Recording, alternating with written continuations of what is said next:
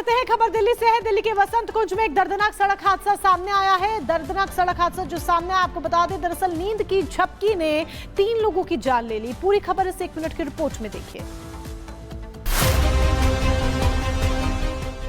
दिल्ली के वसंत कुंज में एक भीषण सड़क हादसा हो गया। ये सड़क हादसा इतना भयंकर था कि मौके पर ही 3 लोगों की जान चली गई। बस ड्राइवर बुरी तरह से घायल हो गया। दुर्घटना की सूचना पुलिस को दी गई। सूचना मिलने के बाद पुलिस ने तुरंत घटनास्थल पर पहुंचकर जांच शुरू की। नेशनल हाईवे 48 पर एक ट्रक ने खड़ी बस में टक्कर मार दी। पुलिस ने जांच की तो पता चला कि मृतक लोग खड़ी बस की डिग्गी से अपना सामान निकाल रहे थे।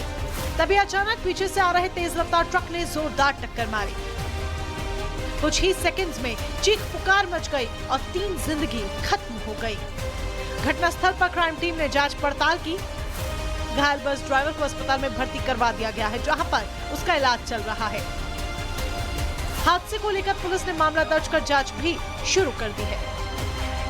Bureau report, Republic Bharat. और खबर एमपी से, जहां एक तेज रफ्तार ऑटो रिक्शा पलट गई, जिसकी तस्वीरें सामने आई है। 1 मिनट की रिपोर्ट में पूरी खबर आपको दिखाते हैं। मध्य प्रदेश के दमोह में एक तेज रफ्तार ऑटो रिक्शा अनियंत्रित होकर पलट गया। सागर नाका चौकी के पास स्कूली छात्र छात्राओं को लेकर आ रहा था। तभी अचानक तेज स्पीड में ऑटो रिक्शा मुड़ा तो वो पलट गया। इस हादसे में ऑटो में सवार करीब 8 छात्र छात्राएं घायल हो गए, जिसमें 2 छात्राओं को ज्यादा चोट आई है। मौके पर स्थानीय लोग पहुंच गए और सभी घायलों को अस्पताल में ले जाया गया। इस ऑटो के पलटने का सीसीटीवी फुटेज भी सामने आया है। तस्वीरों में साफ देखा जा सकता है कि दमोह सागर स्टेट हाईवे पर सागर नाका चौकी के पास जैसे ही ऑटो डीजल भरवाने के लिए मुड़ा, तभी रफ्तार ज्यादा होने के कारण ऑटो अनियंत्रित हो गया और पलट गया। इस हादसे में ऑटो के अंदर बैठे कुछ छात्र उछलकर बाहर भी गिर गए। पेट्रोल पंप पर लगे सीसीटीवी कैमरे में ये घटना कैद हो गई। ऑटो पलटते ही पंप पर अफरा तफरी मच गई। ऑटो पलटने की सूचना मिलते ही मौके पर पुलिस भी पहुंची। पुलिस ने ऑटो को जब्त कर केस दर्ज कर लिया। और चलिए इसी के साथ आगे बढ़ते हैं। तस्वीरें आपको उत्तराखंड से दिखाते हैं, जहां पर उत्तराखंड में जगह जगह बर्फबारी हो रही है। केदारनाथ धाम की बात कर लीजिए, बद्रीनाथ धाम की बात कर लीजिए, या मुनस्यारी की तस्वीर देखिए, बर्फ की सफेद चादर नजर आ रही है। रिपोर्ट देखिए। उत्तराखंड के पहाड़ी इलाकों में हुई बर्फबारी ने देवभूमि के सौंदर्य में 4 चांद लगा दिए।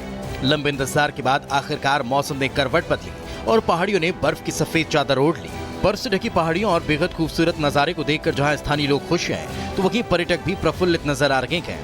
केदार धाम में इस सीजन की पहली बर्फबारी हुई, जिसके बाद बाबा भोलेनाथ की केदारपुरी श्वेतमय हो गई। पेड़ हो या फिर पहाड़ों की चोटियां, मंदिर भी बर्फ की ही पर्याप्त समय पहले दिया जा चुका था और स्वयं ही यहाँ के जिम्मेदार लोगों ने ये कहा था कि हम लोग सितंबर के बाद कुछ और मोहलत दे दीजिए, हटा लेंगे। तो अब इसको यहाँ से, चूँकि इसमें मार्ग का सुदृढ़ीकरण और नाली निर्माण का कार्य किया जाना प्रस्तावित है, तो उसके दृष्टिगत इसको ये हटाया जा रहा है। पूरे शांति व्यवस्था और सुरक्षा व्यवस्था के साथ नोटिस वगैरह पूरा तामील है और इसको सौहार्दपूर्ण ढंग से हटाया जाए। जैसा कि मुतवल्ली का कहना था कि इसको 6 दिसंबर को उनकी तारीख सुनवाई होती थी, लेकिन नहीं सुनवाई हो पाई। उनको 13 तारीख को समय मिला था कोर्ट का, वो लोग पालन कर रहे थे।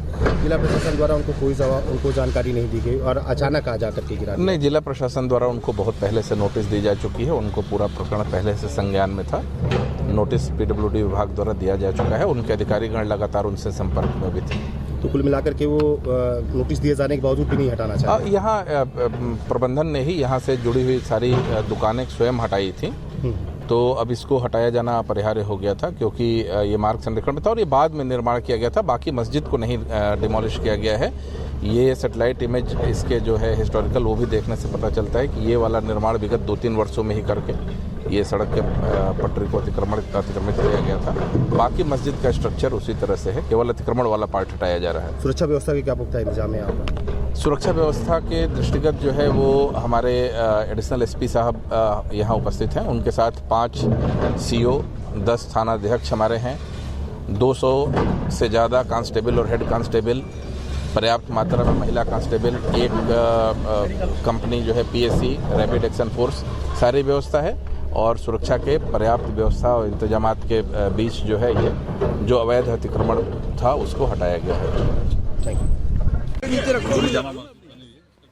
तो देखिए फतेहपुर से ये लगातार आपको दिखा रहे PWD द्वारा इनको पूर्व नोटिस दी गई, जिसको आज हटवाया जा रहा है। चौबंद व्यवस्था है, जिसमें हमारे साथ 5 CO, 10 थाना प्रभारी निरीक्षक, इसके अलावा 200 head constable, 1 company PSC, 1 platoon RAF यहाँ पे मौजूद है।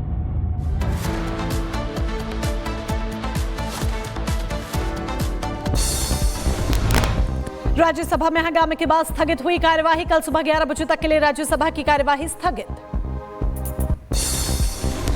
राज्यसभा में देखने को मिला भारी हंगामा। बीजेपी ने उठाया सोरोस का मुद्दा। नड्डा ने कांग्रेस पर देश विरोधी ताकतों का साथ देने का लगाया आरोप। इसी संस्था को कोर्ट चेयर करना कांग्रेस की नेतृत्व के द्वारा यह बताता है कि यह देश में की आंतरिक सुरक्षा और देश की बाह्य सुरक्षा के लिए बहुत बड़ा खतरा है। आज शाम अरविंद केजरीवाल और शरद पवार की बैठक। सूत्रों के हवाले से खबर, ममता बनर्जी को गठबंधन की कमान सौंपने पर हो सकती है चर्चा। टीएमसी सांसद कल्याण बैनर्जी बोले, ममता बनर्जी की तुलना में आज कोई लीडर नहीं, ममता बनर्जी का नाम सबसे आगे। नेतृत्व देने के लिए एंड ममता बनर्जी आज देश में जितना लीडर है जो भी है, सबसे आगे नाम है ममता जी को लड़ाई के लिए। आज जेडीयू अध्यक्ष लालू यादव ने ममता बनर्जी का समर्थन किया। ममता बनर्जी को इंडी गठबंधन की कमान सौंपने की मांग की। नहीं होगा, ममता को दो, न तो ममता जी को जो दिया जाए। हाँ दे दे। केंद्रीय मंत्री गिरिराज सिंह का ममता बनर्जी पर वार। कहा, बंगाल को बांग्लादेश बनाना चाहती है ममता, मुस्लिम परस्त और देश विरोधी बताया। बनर्जी है वही ममता बनर्जी जो बंगाल को बांग्लादेश बना रही है। ममता बनर्जी का चेहरा मुस्लिम परस्त और देश विरोधी चेहरा है। लालू यादव ने नीतीश कुमार पर दिया विवादित बयान। बोले, नीतीश कुमार यात्रा करने जा रहे हैं या फिर आंखें सेकने जा रहे हैं। मुख्यमंत्री नीतीश कुमार यात्रा पे जा रहे लालू जी। अच्छा जा रहा है, तो अब तो नैन सेकने जा रहे हैं। डिप्टी सीएम सम्राट चौधरी ने लालू के बयान को बताया दुर्भाग्यपूर्ण। लालू यादव को मानसिक रूप से बीमार करार दिया। बोले, महिलाओं से संवाद करने जा रहे नीतीश। बिहार के लोकप्रिय मुख्यमंत्री नीतीश कुमार जी महिला से संवाद करने जा रहे हैं और जिस तरह का शब्दों का प्रयोग लालू प्रसाद जी ने किया, ये बड़ा ही चिंता का विषय है कि पहले तो हम लोग ये समझते थे कि वो शारीरिक रूप से बीमार है, वो मानसिक रूप से बीमार हो गए हैं।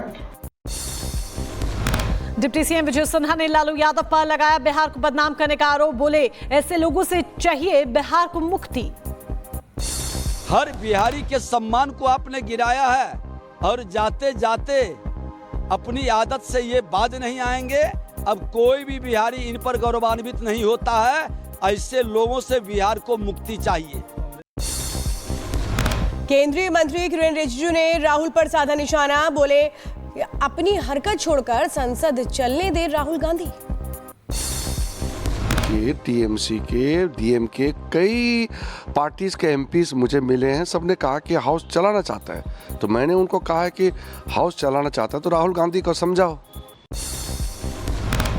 दिल्ली बीजेपी के अध्यक्ष वीरेंद्र सचदेवा ने केजरीवाल के पुराने बंगले का वीडियो जारी किया। बोले, जनता का पैसा खाकर केजरीवाल ने 7 स्टार रिजॉर्ट का निर्माण करवाया। रूम का और उनके जिम का है। जरा बाथरूम में ग्रेनाइट देखिए, सोना देखिए, वो जाकूजी देखिए जिससे पानी का कुछ प्रेशर आता है। 5 स्टार होटल में भी इतने पॉइंट्स नहीं होते जितने इन्होंने 35-36 लगा रखे हैं।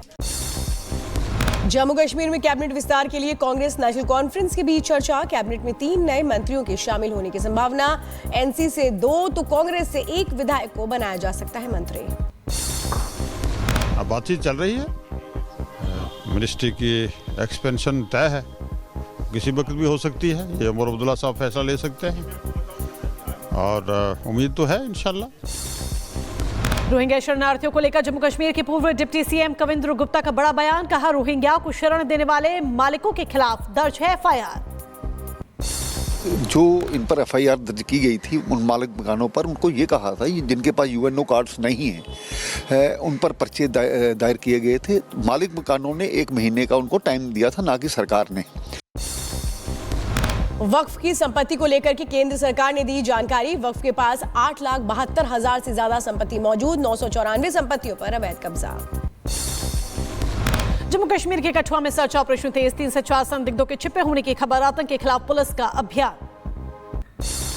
जम्मू कश्मीर के कठुआ में सुरक्षा बलों का सर्च ऑपरेशन जारी। इलाके में 3 से 4 आतंकियों के छिपे